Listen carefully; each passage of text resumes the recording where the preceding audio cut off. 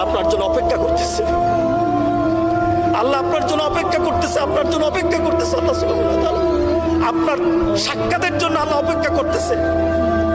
রাসূল পাক সাল্লাল্লাহু আলাইহি সাল্লাম আজরাইল আলাইহিস সালামকে, আজরাইল আমি প্রস্তুত হয়ে গেছি। আজরাইল আলাইহিস সালাম শুধু রাসূল পাক সাল্লাল্লাহু আলাইহি সাল্লামের বুক মোবারক একটু হাতটা লাগালেন, বললেন, চিৎকার দিয়ে বললেন রাসূল পাক সাল্লাল্লাহু আলাইহি সাল্লাম, হাতটা সরাও।